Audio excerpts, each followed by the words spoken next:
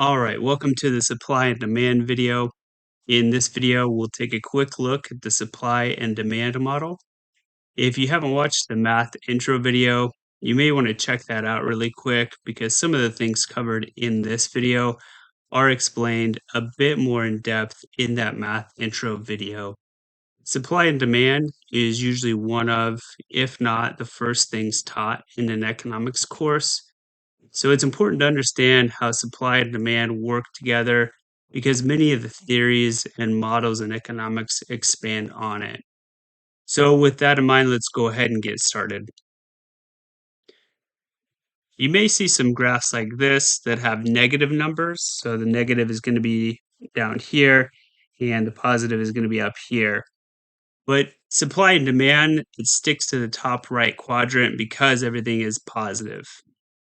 So going back, let's go ahead and start labeling our X and Y axis. On the X axis, which is the horizontal or left to right axis, we measure quantity.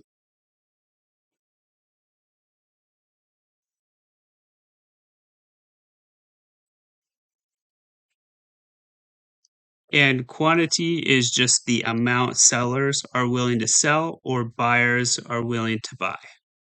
So now if we look at the Y axis, the one going from the bottom to the top or the vertical line, that's going to be labeled price.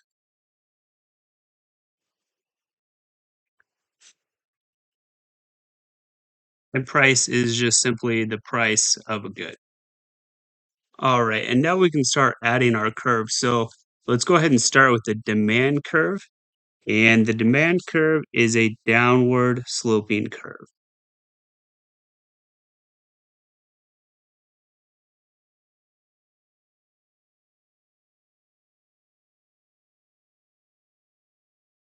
The demand curve is the relationship of the price and quantity demanded for a good. So, like I said, the demand curve is downward sloping. Let's think about why it's downward sloping.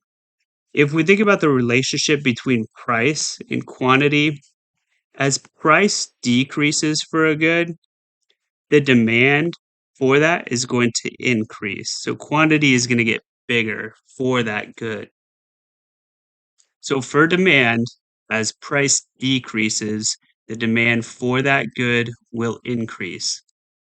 And demand is a little bit easier to understand because everyone's a consumer.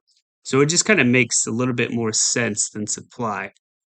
So an example is if you think of sales, if something goes on sale, the demand for that good increases.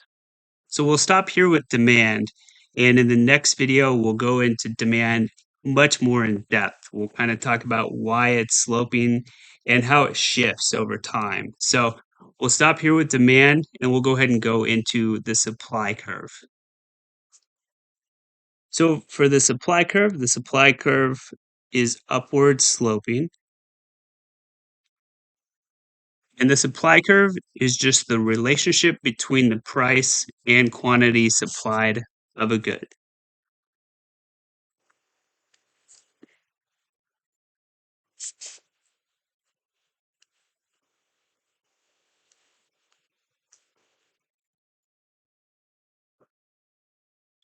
And again, the supply curve is upward sloping.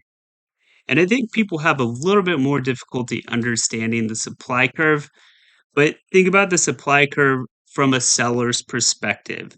So you are selling the product. So if we think about this, if the quantity demanded of your product increases, you can increase the price and you will still sell your product, right? If people are willing to pay, say, $30 more than what you're currently charging for your product, you can increase the price of your product and you're still going to be able to sell your product.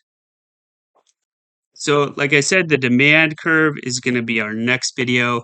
The video after that is going to be strictly our supply curve, where we'll go a little bit more into detail about it. And again, look at the curve, why it's upward sloping, and then we'll look at the shifts. So now that we have our supply and demand curve and our price and quantity labeled on the axes, let's go ahead and add a little bit more to this. So it's important to note that on each of these curves, each spot represents a relationship between quantity and price. So you cannot have a spot, say, here. Okay, that's a different curve. And the math video explains this a bit more as to why that is. And as we go over the next few videos, we'll kind of see how we can actually get to that spot. But with our supply and demand curves that we have on here right now, that spot that I just put on, that cannot happen. Something has to occur to get to that spot. Now, at this point, you may have noticed this spot right here. Now, this is the equilibrium. An equilibrium is the price where quantity demanded equals quantity supplied. So equilibrium is going to be our quantity demanded and supplied and the price of that quantity. And usually you just mark these as, say, Q, or maybe sometimes you have a Q1 or a Q prime. But we're just going to leave it as Q here, and then your P is just going to be a P, okay? And this can also be a P1 or a P prime. We'll kind of go into those a bit more as we kind of expand on supply and demand and the movements of these curves. So again, equilibrium is just your quantity demanded and supplied, where they equal, and the price of that. So if we think about it a bit more in depth, this is where the market wants to be. There's no shortage or surplus in the market, and this is where the market functions at its highest point. So if we add a little bit more here, we can say that the quantity supplied equals the quantity demanded. And the quantity supplied and the quantity demanded is met at this price right here.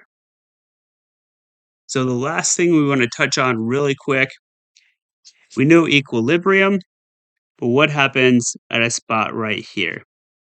Okay, this is what we call disequilibrium. So from disequilibrium, something needs to happen in the market to move back to equilibrium.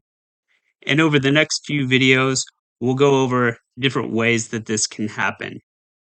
So, like I've mentioned in the next video, we'll dive deeper into demand and see what causes shifts in demand and go over the curve a bit more. The video after that, we'll do the same with supply. We'll look at the shifts and we'll look at why it's an upward sloping curve. And then in 3 videos from now, we'll put this all together and we'll show how everything shifts and how we can go from disequilibrium to equilibrium. So that's it for this video. Make sure you subscribe so you can receive the updates and see when the next videos come out. And I've added my links if you want to go check those out. Thanks.